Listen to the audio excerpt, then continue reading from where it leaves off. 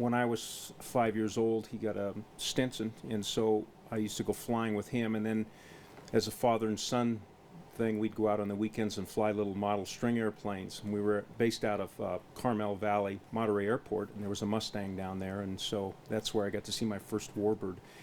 And when we left California, went to Alaska, the airplanes went by the wayside, and so that's where I got into motorcycle racing, but there was always this in the back of my mind that I wanted to fly. And it wasn't until I'd retired from racing bikes that a friend of mine who I had ridden with actually took me down and gave me the $5 Cessna invitation to fly. Hey, Lockwood, you want to come down to the airport and go for a flight? And I'd never had the chance to get in and actually sit in the airplane in the left side and start the engine and taxi out. Obviously, being a little kid from 5 to 9 when I flew with my dad, I had to sit in the right seat with a pillow, and I could barely see over the top of the dash panel. But so the gentleman's name, Wayne Tarbox, had taken me out. I think that was a Saturday or Sunday, and by the next Friday I had soloed. So I soloed, I think, at 5.1 or 5.3 hours. And, it was pretty cheap to rent an airplane then. We had a Cessna 150 Aerobat that a friend of mine had, and so after I had soloed, he already had his license, and so we'd get the pilot's handbook out and figure out how to do rolls, and split S out, and from that point forward, I just basically flew every day. And having that racer's kind of mind, I started looking at airplanes that would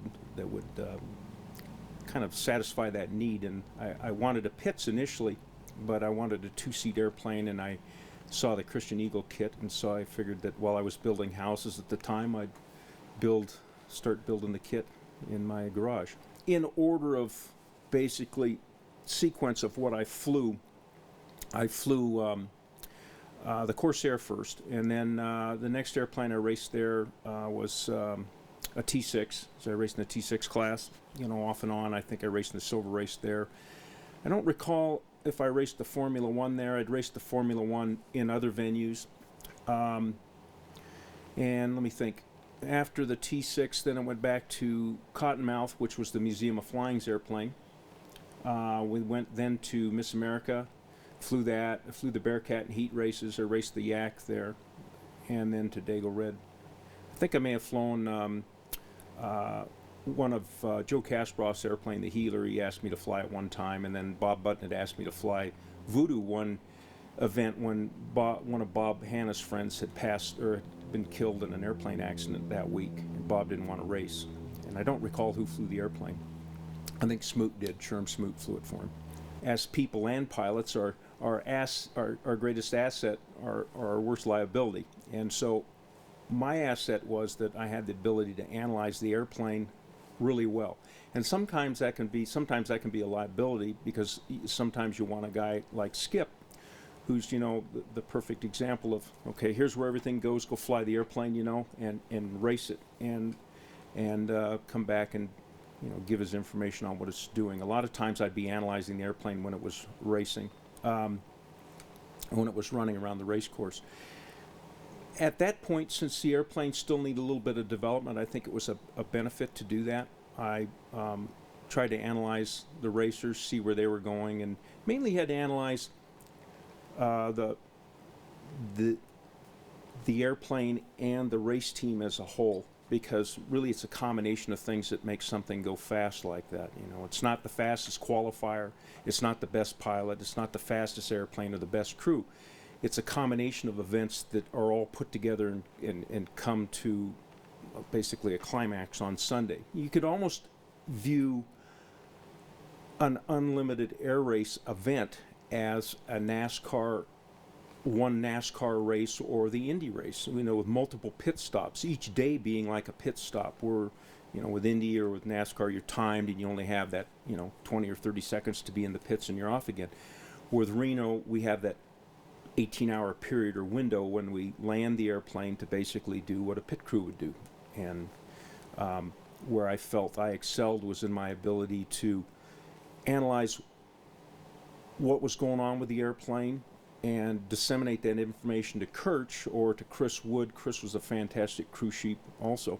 And anyway, give him that information and tell him, you know, we need to do this. I think the plugs are going bad, or we have a problem here, or maybe the timing's off, or we got too much manganese in the fuel, and I think we can tweak it a little bit here. And so that's where I felt my asset was. I didn't feel I was the best pilot out there. I thought that, you know, as far as a stick and rudder guy to get the airplane perfectly around the course, you know, Bob Hanna and Skip. Bob was, you know, an excellent pilot, has probably, you know, really current on his flying, but Skip was an excellent, was probably the best pilot out there as far as putting an airplane right on the course. And I see that, you know, Steve Jr.'s that way, and Will's that way nowadays. You know, in the unlimited class, there's some other pilots that are really good in the other classes.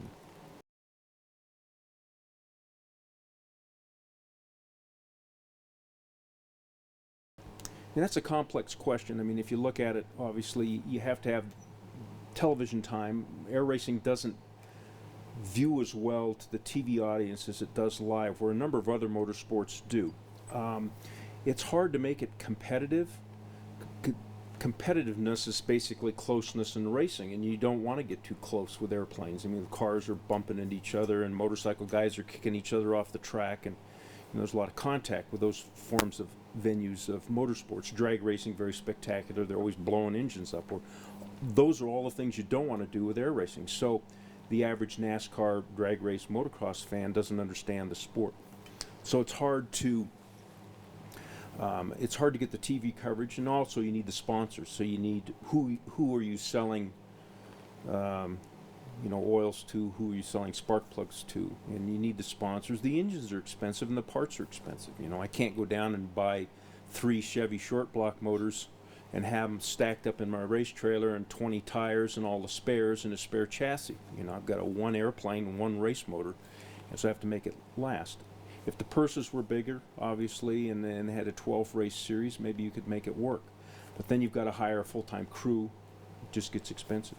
The big thing is money and sponsor dollars, and without the television audience and the sponsor dollars, you can't get the purses up, and you can't get you know, the money that's needed to really, you know, run a first race team.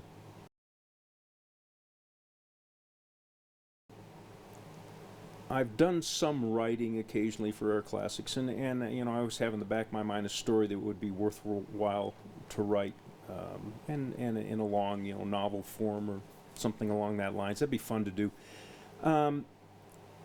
I'm done flying. I'm done. You know, I've gone as fast as I ever wanted to go. I've been as competitive as I wanted to be. I've been far more successful than I ever dreamed in those sports, and basically I've gotten to live 3 lifetimes in one. So at this point, I'll be 60 coming up.